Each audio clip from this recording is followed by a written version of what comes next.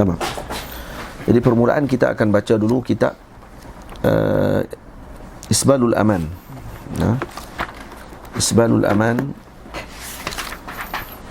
fi tarjamati wa syarhi Bughyatil Ikhwan wa Riyadati As-Sibyan. As-Sibyan di kitab Bughyatul Ikhwan wa Riyadati As-Sibyan dikarang oleh Al-Imam Syamsuddin Muhammad Ar-Ramli radhiyallahu taala anhu, pengarang Nihayatul Muhtaj. Ini kibar ulama Syafi'iyah. Dan Al-Imam mengarang dalam bentuk syair, iaitu berkenaan dengan pendidikan anak-anak, dan ini adalah perkara yang sangat diperlukan oleh kita pada zaman sekarang.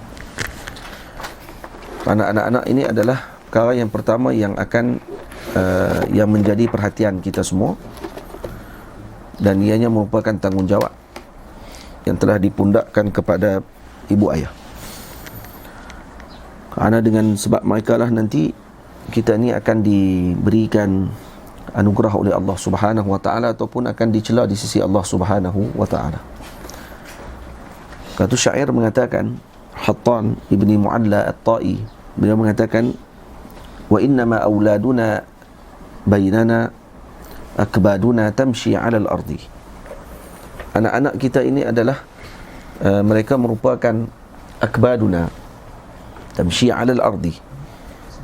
Mereka adalah jantung-jantung hati kita yang bergerak, mereka ini di atas muka bumi Allah Ta'ala, yang membawa akhlak dan juga peribadinya kita. Dan kedudukan anak-anak di sisi kemanusiaan ini adalah tinggi, sehingga disebut oleh Allah Subhanahu wa taala di dalam Al-Quran, al-mal wal banun zinatul hayatid dunya. Harta dan anak-anak itu adalah perhiasan dunia. Dan disebut di dalam Al-Quran dalam surah Ali Imran, Allah Ta'ala mengatakan, zuyyina lin-nasi hubbus syahawati minan nisa wal banin. Allah Subhanahu wa taala telah menghiaskan di dalam hati manusia ini kecintaan mereka terhadap wanita dan yakni isteri-isteri mereka dan juga anak-anak mereka. Jadi Islam sangat memandang tinggi tentang pendidikan anak-anak, kerana an-nasyiah ataupun generasi yang awal ini adalah merupakan penentu kepada masa akan datang bagi generasi tersebut. Kalau dididik generasi tadi dengan didikan yang sempurna dan mengikuti dengan tata cara yang telah ditunjukkan oleh para salafus salih terdahulu, maka ini akan menatijahkan satu generasi yang dibanggakan dan generasi yang akan mampu membimbing umat Nabi Muhammad sallallahu alaihi wasallam.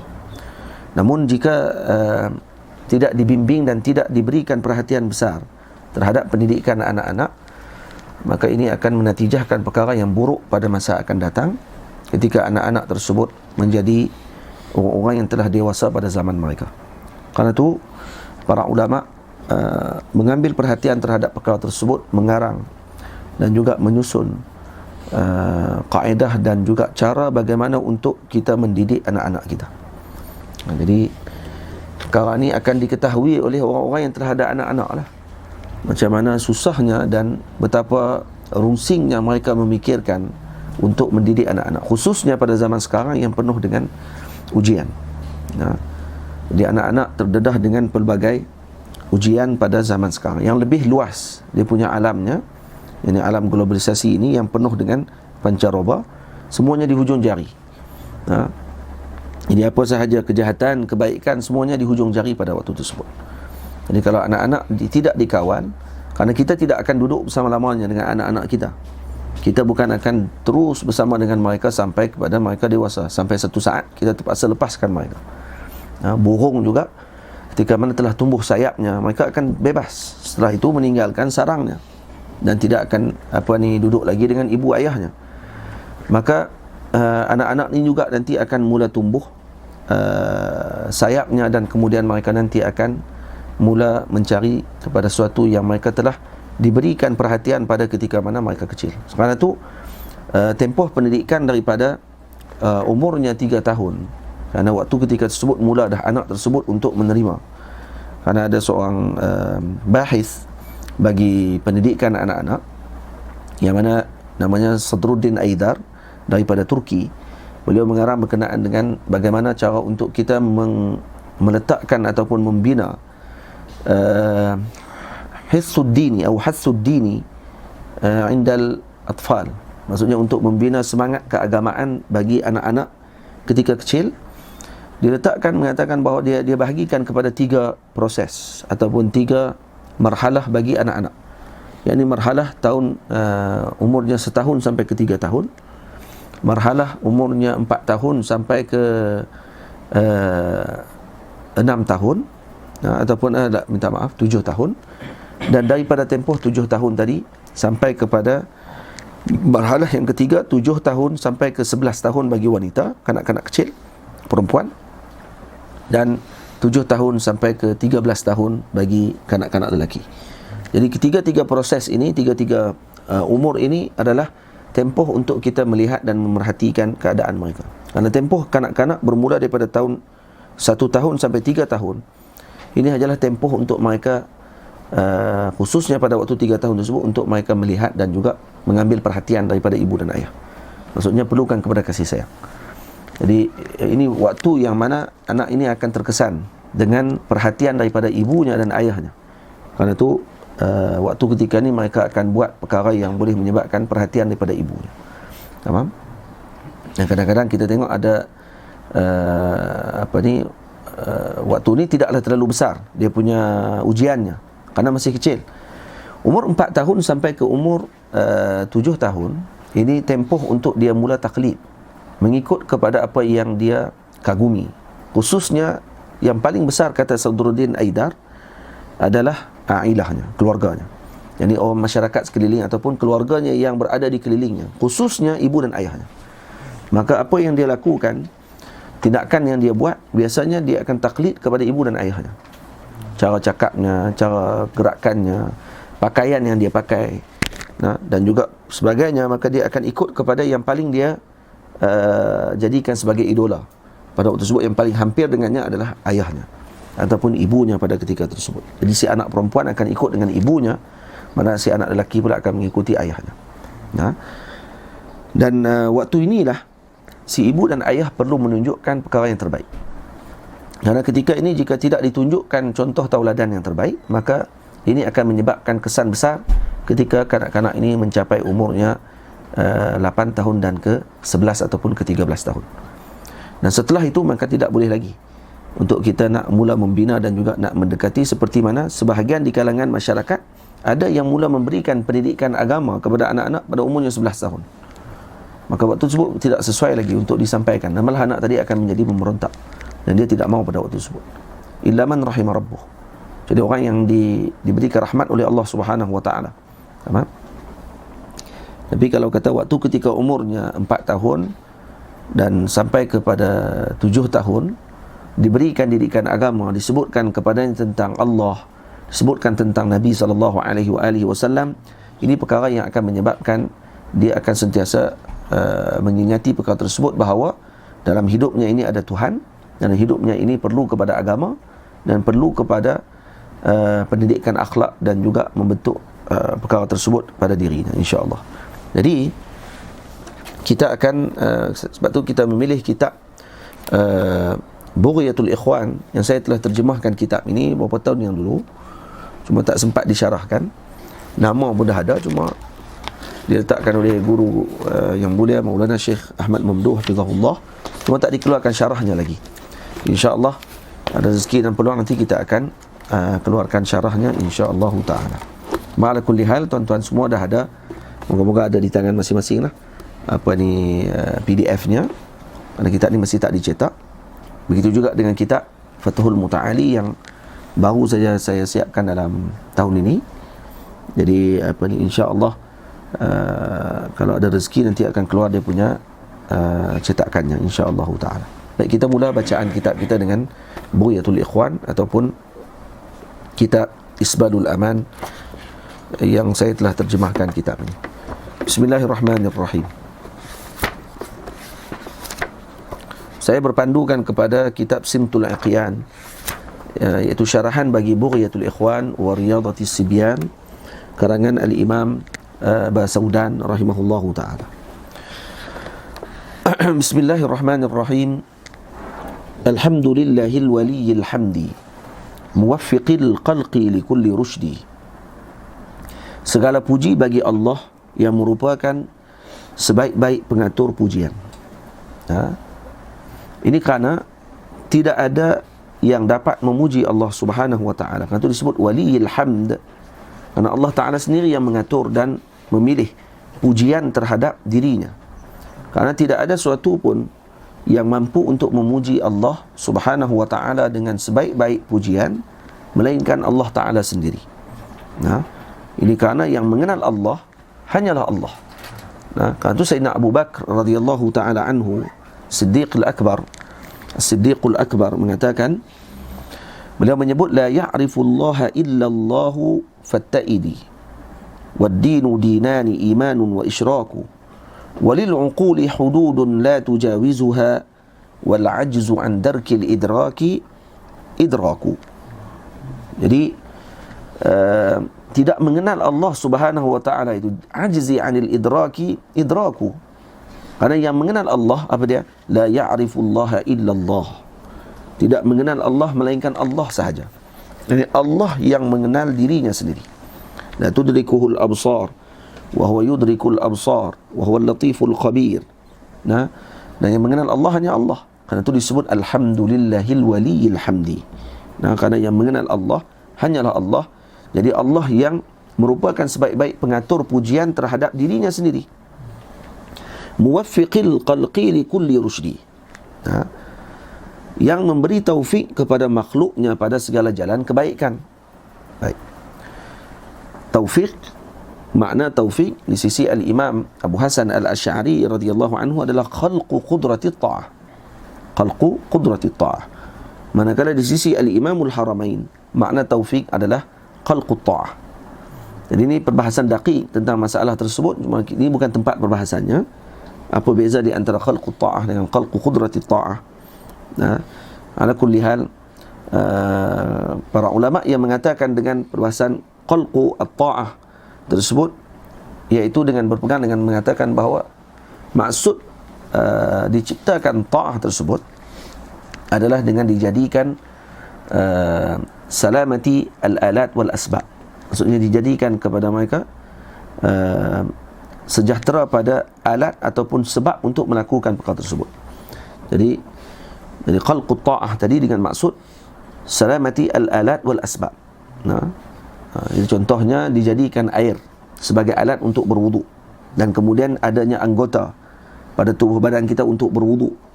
Maka orang tadi berwudu dengan sebab adanya air dan kemudian adanya anggota wudu yang baik. Maka itu adalah pandangan al-Imamul Haramain yang mengatakan bahawa at-taufiq maknanya apa dia? Khalqut ta'ah. Khalqut ta'ah maksudnya khalqu salamati al-asbab wal alat bagi orang tersebut. Jadi bila mana ada alat dan sebab yang mana bagus ataupun yang baik untuk seorang tadi melakukan taat kepada Allah Ta'ala, maka dia melakukan taat tersebut bil fi'l, maksudnya dengan sungguh pada waktu tersebut, maka itu dipanggil taufik daripada Allah Subhanahu wa taala. Tamam? Jadi taufik di sisi al-Imam al-Haramain adalah bermaksud bil fi'l. Maksudnya dengan melakukan perbuatan tersebut maka dia telah mendapatkan taufik daripada Allah Ta'ala.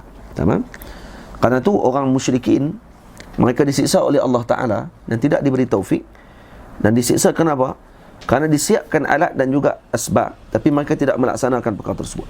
Maka mereka tidak diberi taufik. Walaupun alatnya ada, a'dha'nya ada, anggota tubuhnya sihat, dan juga ada air untuk mereka berwudu, tapi mereka tidak berwudu ataupun asi. Orang yang melakukan maksiat tidak diberikan taufik oleh Allah Ta'ala dalam keadaan apa?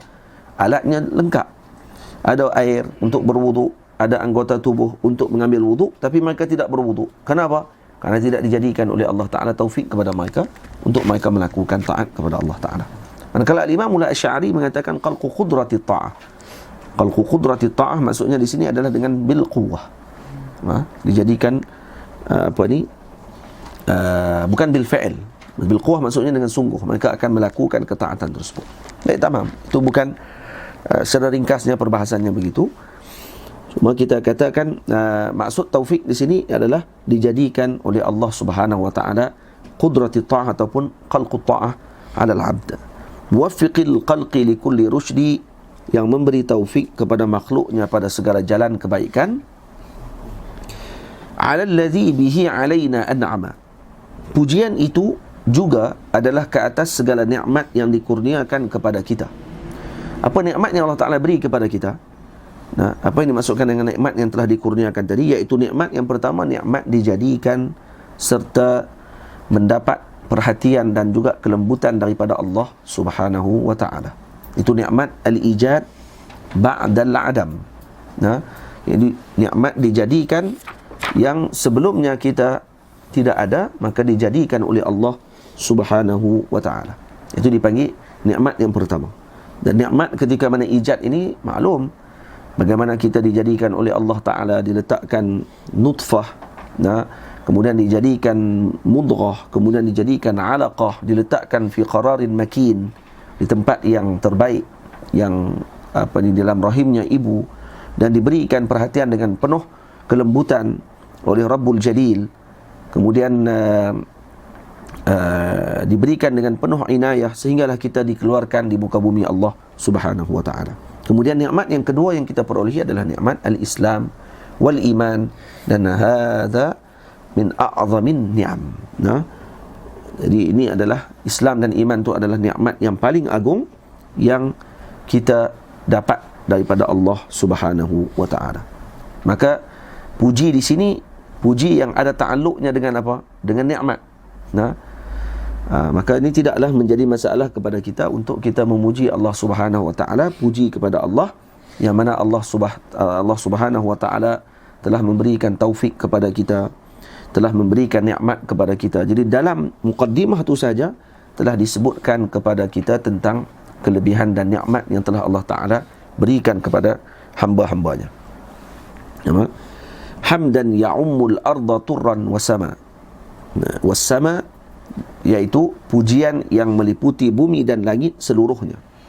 Ini puji yang tidak ada bandingannya. Jadi meliputi al-arda turran wasama, jadi kepada seluruh makhluk Allah Ta'ala, seluruh makhluk di bumi dan di langit.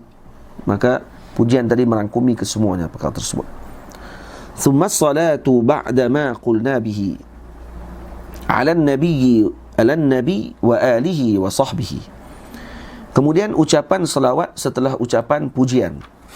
Nah, thumma salatu ba'da ma qulna bihi, yakni setelah ucapan pujian yang telah kami ucapkan, iaitu kami ucapkan sebelum ni, iaitu alhamdulillahi waliyil hamdi muwaffiqil khalqi li kulli rusydi ala alladhi bihi alaina an'ama hamdan ya'ummul arda turran wasama. Ini dihafal oleh para penuntut ilmu. Katanya di Hadramut mereka hafal benda ni. Nah, iaitu kitab Bughyatul al-Ikhwan wa Riyadatis Sibyan ni dihafal.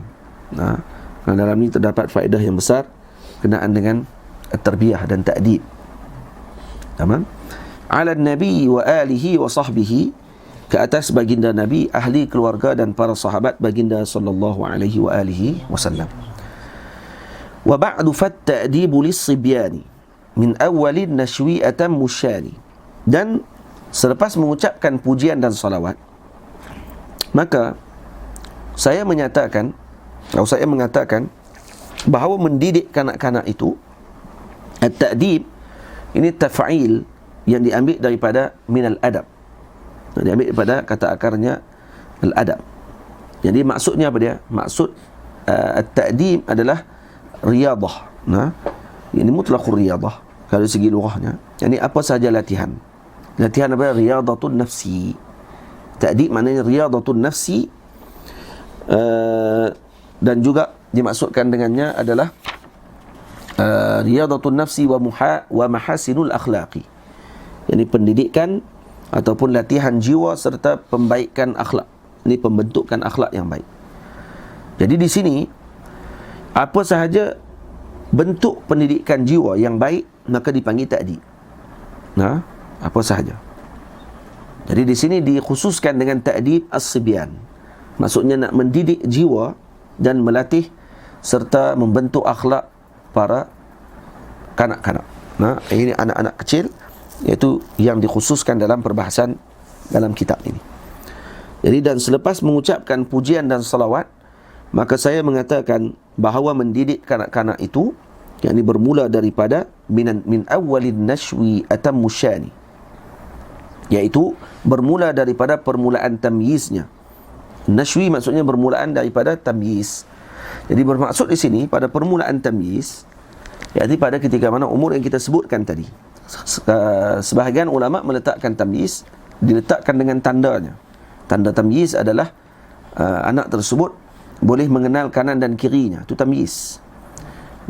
Dan waktu ni mula anak tersebut ditakdib. Maksudnya diberikan didikan dan juga dibetulkan akhlaknya kalau dia salah. Maksudnya tidak boleh dilambatkan. Sebab itu permulaan daripada ucapan al-Imam, wa ba'du fat-ta'dibu lis-sibyani min awwalin nashwi atammu sya'ni, yang daripada permulaan tamyiz itu adalah merupakan sesempurna perkara. Karena sebelum daripada itu tak dikira ta'dib.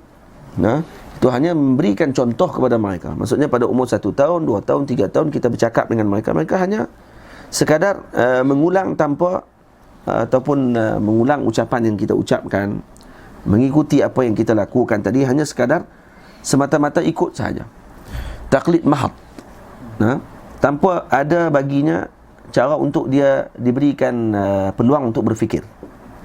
Faham? Karena otaknya pada waktu tersebut masih lagi awal. Jadi dia dah ada akal pada waktu tersebut. Karena akal bagi seorang tersebut bermula sejak ditiupkan roh di dalam janin ibu. Dalam janin tersebut, janin ibu, dalam rahim ibu. Jadi ketika ditiupkan roh, maka mulalah akal pada waktu tersebut. Cuma akalnya tidak berkembang. Dan akal ini akan mula matang ketika mana baligh. Dan kemudian akan bertambah dengan tajribah, dengan pengalaman dan sebagainya. Tamam?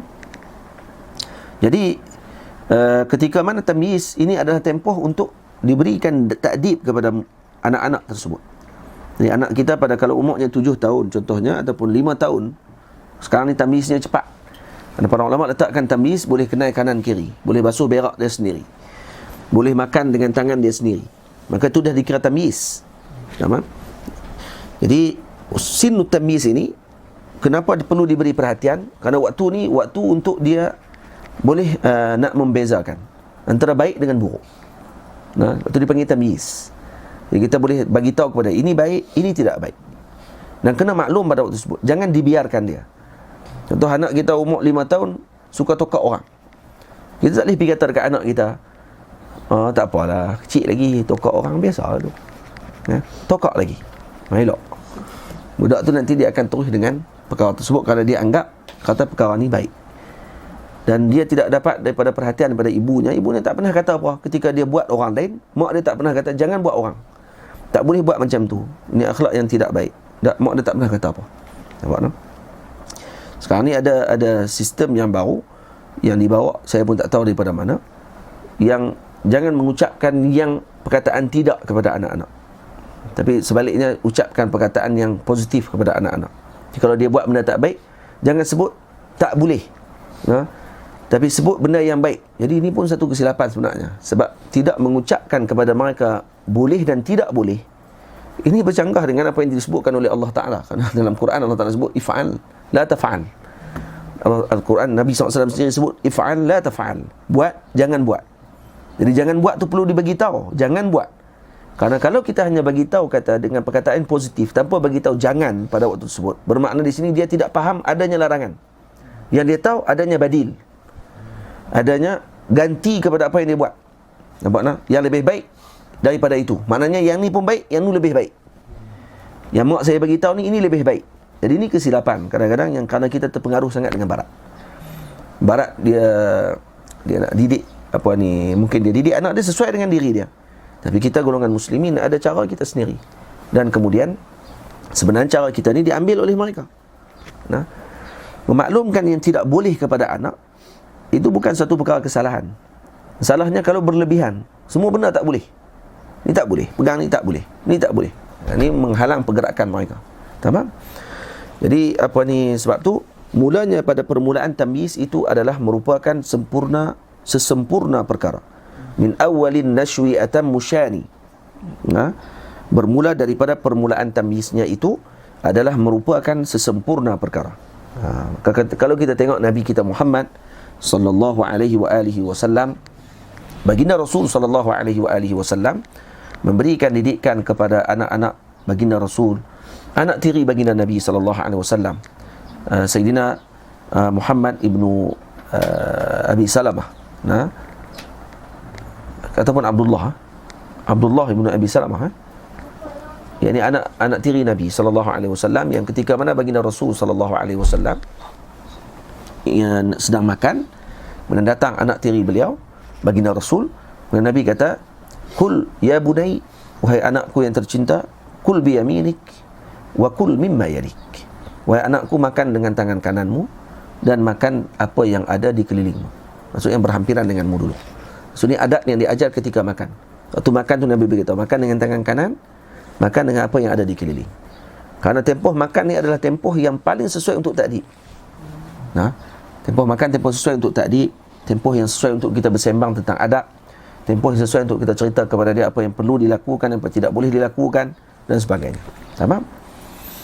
Dan bila mana disebut wa ba'du fat-ta'dibu lis-sibyani min awwalin nashwi atammu syani, dan termasuk di antara perkara adab yang perlu disebutkan dan juga diajarkan kepada anak-anak, yang perlu ditakdib kepada anak-anak, seperti yang disebutkan oleh Al-Imam Badruddin Husain Al-Ahdal dalam syarahan beliau bagi Sahih Al-Imam Al-Bukhari dalam kitabnya Misbah Al-Qari bi Syarhi Jami' Al-Bukhari. Dalam kitab tersebut beliau mengatakan termasuk di antara adab yang perlu diajarkan kepada anak-anak adalah al-adabu ma'allahi ta'ala, adab mereka dengan Allah, wa ma'a anbiya'ihi, adab mereka dengan para nabi, wal Quran, adab mereka dengan Al-Quran, wal ilm, adab mereka dengan ilmu, wal ulama, adab mereka dengan ulama, wal masyayikh, adab mereka dengan para guru, wal ashab, adab mereka dengan para sahabat, yakni para teman-teman mereka, wal azwaj, adab mereka dengan isteri-isteri mereka, nanti kalau ada isteri lah, wal aulad, anak-anak, wat talamizati wasairil fuqara'i wal masakin. Jadi adab ni umum. Jadi kalau diajar kepada anak, jangan diajar yang diajarkan sesuai dengan dia pada waktu tersebut.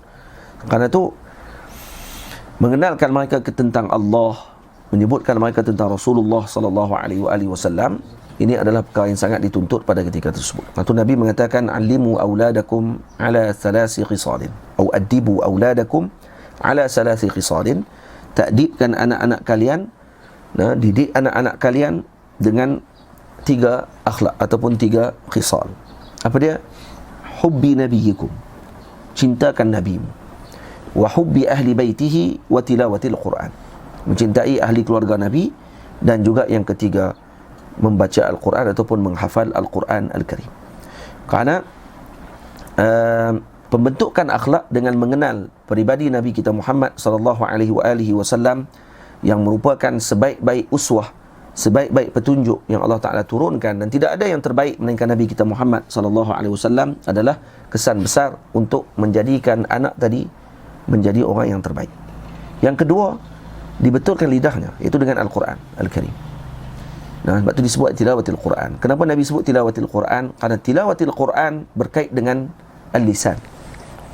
Karena anak tersebut ketika kecil, ketika dibetulkan lisannya dengan sebaik-baik kalam, yakni Al-Quranul Karim, dengan disebutkan bacaan Al-Quranul Karim, selain daripada yang lain. Bukan kita kata yang lain tak boleh, tapi diajar anak dia bahasa Inggeris lebih cepat daripada Quran. Ini aib bagi golongan muslimin. Sepatutnya diajarkan mereka dengan kalamullah terlebih dahulu. Dan samping tu tak apa lah. Di samping tu tak apalah mengaji yang lain dan sebagainya, tak ada masalah. Tapi Al-Quran perlu dikenalkan pada ketika tersebut. Seperti mana kamu beri perhatian kepada bahasanya anak kamu dengan bahasa Inggeris, bahasa kata, tapi dijauhkan mereka dan juga tidak dikenalkan mereka dengan Al-Quran, maka ini adalah kesilapan besar yang telah dilakukan oleh sebahagian ibu ayah. Kenalkan mereka dengan Al-Quran. Kenapa? Karena Quran akan membentuk lisan. Karena itu gerakan Al-Imam Allahumma salli ala sayyidina Fairuz, Al-Imam Murtada Az-Zabidi rahimahullahu ta'ala, ketika hamlah Faransiyah, ketika revolusi Perancis yang datang ketika tersebut di Mesir, apa yang dilakukan oleh Sayyidi Syekh Murtada Az-Zabidi, pengarang kepada Tajul Arus, syarah kepada Al-Qamus karangan Fairuz Abadi rahimahullahu ta'ala, iaitu dengan cara membentuk para murid beliau dan juga generasi pada waktu tersebut dengan hamlah al-lughawiyah atau nahdah al-lughawiyah, iaitu dengan membentuk lidah dan lisan mereka, kerana pembentukan lisan dan lidah ini itu akan membentuk akhlak seorang tersebut. Rupanya ada kait di antara akhlak dengan lidah. Akhlak dengan lughah ini sangat berkait rapat, dan itu orang Melayu kita sendiri ada perkataannya, bahasa jiwa bangsa. Tidak, bahasa itu adalah jiwanya bangsa. Kerana itu buruknya bahasa kaum tersebut, maka buruklah akhlak kaum tadi. Jadi kerana itu penting kita ambil perhatian tentang pendidikan anak-anak pada segi lisan. Itu kena jaga lidah mereka. Jangan disebutkan kepada mereka perkataan yang tidak baik. Kalau mereka tersebut yang tak baik, jangan kita iakan. Jangan kita gelak saja bila dengar dia cakap tak baik, kita gelak ramai-ramai. Lepas tu dia pun tahu rupanya benda ni okey lah kalau kita buat macam tu. Sebab tu memperlihatkan anak-anak dengan cerita-cerita orang Melayu zaman sekarang ni yang kurang baik pada ucapan mereka, contohnya Maharaja Lawak dan sebagainya, tu benda tu akan menyebabkan anak-anak tadi akan terpengaruh dengan bahasa-bahasa tersebut. Ataupun duk dengar adik-adik beradik ke kawan-kawan ayah ke apa semua sekali duk bercakap benda-benda yang tak baik, maka waktu tersebut anak-anak ni waktu tu dia akan mula isra' as-sama'. Maksudnya dia akan memberikan perhatian dia untuk mendengar ucapan-ucapan tersebut. Ni waktu untuk dia membina kalimah. Dia akan nak kumpul kalimah-kalimah yang untuk dia gunakan bagi ucapan harian dia. Nampak tak? Sebab tu eloknya kalau tengok cerita Piramli tak apa lagi sebenarnya. Sebab bahasa zaman tu comel. Apa ada lah perkataan bahlul kan, bodoh, memang ada juga perkataan-perkataan tu. Jadi kena kawal, kena ni tak elok sebut.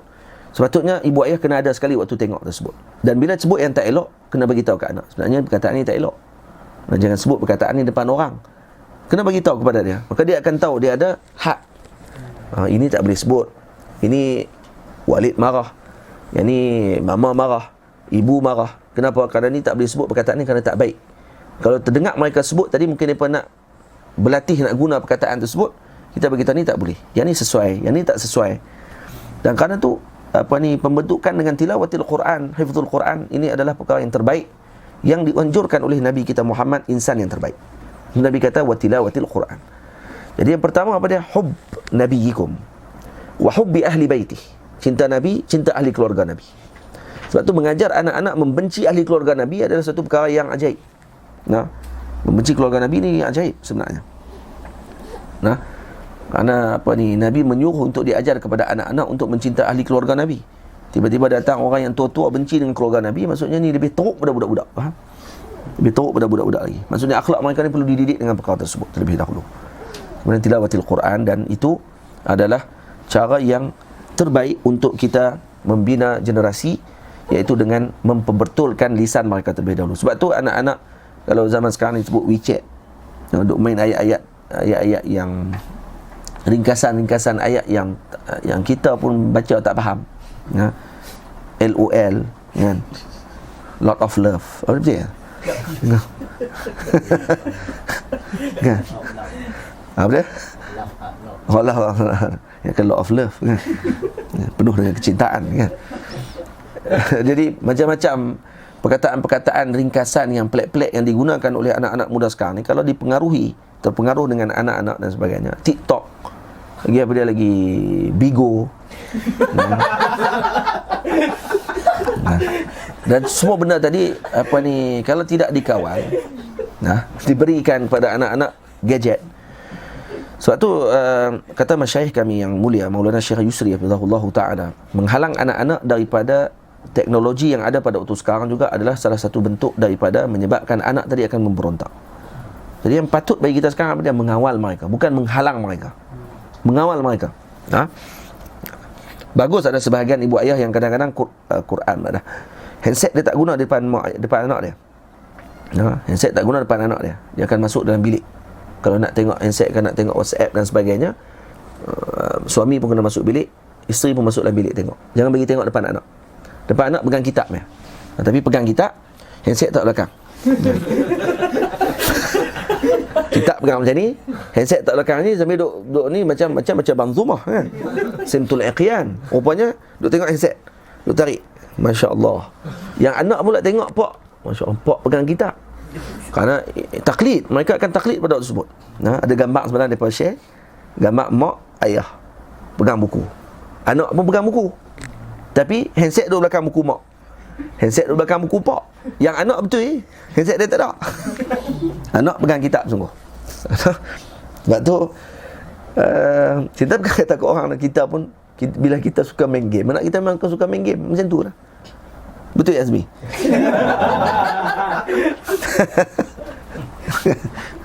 Anak saya kadang tengok saya duk main game saya duk main game ni lah, game susun buah kan, susun garden. Lepas tu main kalah tension kan, habis nyawa. Ada 5 nyawa ya. Lepas tu dia minta nyawa kat orang. Minta request nyawa. Jadi bila kita duk main game tu, kadang dia main kat kita, dia tengok Walid ni duk main ni mak tok duk ajak kan. Dia pula kata kat kita, mak tok duk ajak macam ni ke? Kalau mak tok tak ajak, jangan main, baca kitab. Kerana dia nak ambil handset kita, dia pun nak main game juga. Jadi apa ni, kadang apa ni orang panggil apa, Allah Ta'ala hantar kanak-kanak ni dengan ucapan-ucapan daripada tadi, sebenarnya nak menegur kita dengan ucapan tersebut. Baik, jadi didik anak-anak kita dengan perkara yang bersesuaian dengan zaman mereka. Kalau ada TV di rumah, betul, saya kurang setuju kalau ada orang kata tak perlu ada TV di rumah. Dia anak-anak tak boleh didedahkan dengan TV, internet tak ada, handset pun tak ada. Ini akan tasadum dengan zaman. Ini tidak melahirkan orang yang wa'yu bizamani, maksud orang yang sedar dengan zamannya, orang yang peka dengan zamannya. Ini orang yang akan keluar daripada satu kelompok yang seolah-olah bukan pada zamannya. Orang pada zaman 2020, dia masih lagi zaman 200 sebelum Hijriah. Sebelum zaman Nabi SAW, handset tak ada, apa pun tak ada. Last sekali bila dia jumpa handset, dia lagi teruk pada orang yang ada handset. Ila man rahimah rabbuh. Kalau betul nak jaga anak macam tu, duduklah hutan, tenang. Itu kata Maulana Syekh Yusri hafizahullah. Syekh Yusri ni orang yang salih, alim dan wa'i bizaman, dan dia mendidik para muridin dan diberi izin oleh para gurunya untuk mendidik para muridin. Dan dia sebut, kata ada kawan dia di Zaqazik, seorang doktor, di rumah dia tak ada TV. Kemudian anaknya buat apa waktu tersebut? Anak duduk dalam rumah, TV tak ada apa semua. Tapi bila keluar, anak dia berat. Dia akan buat apa? Dia akan cari TV di rumah orang lain. Dan pada waktu tersebut lebih berat. Kerana apa? Kerana tidak mampu dikawal. Waktu ni akan mula bergaul dengan orang yang tak baik. Contohnya kalau dia tengok dengan kawan-kawan dia benda yang tak baik, maka waktu tu tak ada siapa yang nak tegur dia pada waktu tersebut. Cuba kalau dia tengok bersama dengan keluarga dia, ada TV di rumah, kemudian ibu ayah kawal. Kalau ada benda yang tidak elok, dilarang, jangan bagi dia tengok. Ini tak elok ni, ini tak boleh. Ini suara yang cakapan macam ni tak baik. Lepas tu kena kawal filem-filem yang ditengok bersama dengan anak-anak dan sebagainya. Yang patutnya diberi kepada mereka yang berfaedah. Dan waktu ketika ini, waktu yang terbaik untuk diberikan kepada mereka saduran. Waktu ni lah tempat yang terbaik. Kerana tempoh waktu di antara tahun umurnya 3 tahun sampai umurnya 13 tahun, ini tempoh untuk kita bersama dengan mereka. Sebenarnya tempoh sekolah rendah yang diletakkan oleh pihak pendidikan daripada umur darjah 7 tahun sampai umur 12 tahun, itu di sekolah rendah. Dan tempoh ni biasanya anak-anak bersama dengan ibu dan ayah. Ini tempoh yang terbaik untuk memberikan pendidikan kepada anak-anak tersebut.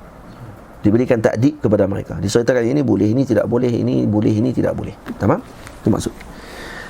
Baik. Sonok cerita ni. Sonok cerita kalau ada anak lah. Lepas tu kitab ni kena baca oleh orang yang ada anak. Baru dia akan rasa feel. Untuk dia nak didik anak-anak. Tapi kalau tok guru tak ada anak, pergi baca kitab ni, dia akan jadi jam. Sebab dia pun tak tahu macam mana nak didik anak-anak. Nampak? Yang masih tidak ada anak, moga Allah Ta'ala berikan anak insya-Allah. Tapi diberikan ibunya dulu. Syaratnya, kalau tak kahwin lagi lah. Macam mana nak dapat anak, ibunya tak ada. Jadi dia kena ada benda lah dulu. Ni yang tidak ada anak, lepas tu pakai amin-amin, lepas tu tak tahu mai daripada mana anak tadi kan? Dipanggil mujawarah lah, dipanggil majas mursal, alaqah mujawarah. Jadi disebutkan sebelah, yang dimaksudkan adalah pokoknya. iaitu ibu. Sebelum keluarnya buah. Waqad bidzaka sarraha al-Ghazali bahrul ulumi sadiqul maqali.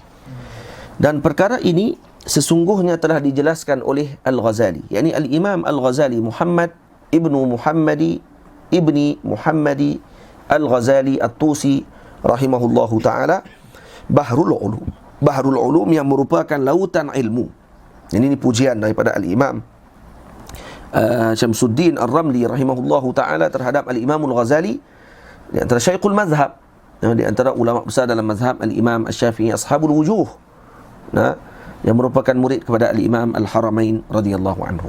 Karena itu disebutkan oleh sebahagian para ulama, antaranya adalah Al-Imam Tariqatain wa Syekh Al-Fariqain Abi Zabih Ismail Al-Hadrami Al-Yamani, Qutbul Yaman. Beliau mengatakan bila ditanya tentang tulisan-tulisan Al-Imam Al-Ghazali, Al-Imam Al-Ghazali adalah Qutbuz Zaman, kutub pada zamannya, yang merupakan antara orang yang terbaik pada zamannya. Al-Imam Al-Ghazali radhiyallahu anhu disebut oleh Al-Imam Abu Zabih Ismail Al-Hadrami Qutbul Yaman mengatakan, di antara kalam dia kata apa? Muhammad bin Abdullah sallallahu alaihi wasallam sayyidul anbiya. Sayyidina Muhammad sallallahu alaihi wasallam adalah sayyidul anbiya. Wa Muhammad bin Idris Asy-Syafi'i sayyidul a'immah. Manakala Al-Imam Syafi'i Muhammad bin Idris adalah sayyidul a'immah. Wa Muhammad ibnu Muhammad Al-Ghazali sayyidul musannifin. Dan manakala Muhammad bin Muhammad Al-Ghazali pula adalah sayyidul musannifin, ketua kepada para penulis, yang mana karangan beliau karangan yang sangat diberkati oleh Allah Subhanahu wa taala, sehingga disebut oleh Al-Imam An-Nawawi rahimahullah, kalaulah ada bacaan lain selain daripada Al-Quran boleh dibaca di dalam solat, maka dibaca Ihya di dalam solat. Ini karangan Al-Imam Al-Ghazali radhiyallahu anhu sangat agung. Dan di dalam kitab Al-Imam Al-Ghazali disebutkan tentang arahan dan juga gesaan kepada ibu ayah mendidik anak-anak mereka. Lepas tu tajuk mendidik anak-anak ni tajuk yang sangat perlu untuk diberikan perhatian. Dan sekarang kita banyak mendengar cara didikan yang disampaikan adalah dengan cara yang disadur daripada sebahagian daripada barat, sebahagian daripada tidak ada sumbernya. Maka sekarang kita ambil terus daripada apa yang telah disebutkan oleh salafus soleh yang terdahulu, yang dikarang oleh Al-Imam Al-Ghazali dalam Ihya, yang telah disadurkan oleh Al-Imam Ar-Ramli di dalam kitab beliau Bughyatul Ikhwan wa Riyadatis Sibyan. Moga-moga nanti kita akan mendapatkan cara yang terbaik bagaimana para solihin terdahulu membina anak-anak mereka. Dan bukan hanya dengan material semata-mata, tapi dengan spiritual yang telah mereka letakkan, dan juga kamali ta'alluq billahi subhanahu wa ta'ala, sempurna ikatan hati mereka dengan Allah, menyebabkan Allahumma salli ala sayyidina Muhammad, berjaya ataupun tidak didikan kita tadi kepada anak-anak kita. Tamam? Jadi disebut di sini waqad bidzaka sarraha al-Ghazali. Bidzaka, zaka kembali kepada mana? Zaka iaitu ta'dib. Digunakan dengan zaka, yakni isim isyarah dengan ka di situ, dia tak sebut waqad bihadza sarraha al-Ghazali. Tak sebut bihadza dengan isim isyarah lil qarib, tapi digunakan isim isyarah lil ba'id. Kenapa? Untuk menunjukkan kepada ta'zim terhadap urusan at-ta'dib. Betul, waqad bidzaka, dan perkara ini iaitu at-ta'dib yang telah saya isyaratkan sebelum ini. Walaupun masih hampir, iaitu baik sebelumnya saja disebut, tapi disebut dengan perkataan zaka untuk menunjukkan bahawa ini adalah sesuatu yang azim, kerana ta'dib ini adalah perkara yang sangat penting. Kerana itu ta'dib, ta'lim tanpa ta'dib tidak akan ada apa-apa faedahnya. Ta'lim semata-mata tidak ada ta'dib. Sebab tu guru yang memberikan kesan kepada murid, guru yang memberikan ta'lim dan ta'dib kepada muridnya, ditegur, diberi perhatian dan sebagainya. Dan begitu juga ibu ayah yang hanya menjadikan anak-anak mereka sebagai orang panggil hiasan dalam rumah semata-mata, tak ada jadi boring dan sebagainya, tanpa ada ta'dib. Tak dimaklumkan ini boleh, ini tidak boleh dan sebagainya. Maka pada waktu tersebut ini seolah-olah kita mengabaikan amanah yang telah Allah Ta'ala berikan kepada kita. Kerana anak-anak kita tadi adalah amanah yang sangat besar yang telah Allah Ta'ala berikan kepada kita. Tamam? Bahrul ulumi sadiqul maqali, yang merupakan lautan ilmu, iaitu Al-Imam Al-Ghazali, serta benar pada ucapan dan nasihatnya terhadap umat Nabi Muhammad sallallahu alaihi wasallam. Tamam? Nanti esok kita akan sambung wahassa fi ihya ulumiddin ala qiyamil ahli bil banini. Beliau juga memberi dorongan, yakni gesaan di dalam kitabnya Ihya Ulumuddin ke atas keluarga bagi memberi perhatian, yakni seperti memberikan pelajaran kepada anak-anak mereka. Jadi al-banin di situ termasuk dengan anak-anak perempuan. Jadi disebut di sini adalah ala sabil dengan maksud al-jins, yakni jinsu al-banin. Nah, bukannya maksud di sini adalah anak lelaki saja, termasuk anak perempuan, maksudnya al-banat sekali. Dan dimaksudkan dengan qiyamil ahli, yang dimaksudkan dengan keluarga di situ adalah wali mereka, yakni keluarga mereka pada waktu tersebut. Jadi esok insya-Allah kita akan mula masuk pada bait yang ketujuh, li'anna ta'dibas sabi fi sigharih ziyadatun lihadhihi fi kibarih yanalu fi dzakal hududz al-wafirah wa rahatad dunya wa khairal akhirah. Insya-Allah esok kita akan sambung perbahasannya, dan moga-moga Allah Subhanahu wa taala memberi kita kefahaman terhadap kitab ini. Amin ya rabbal alamin.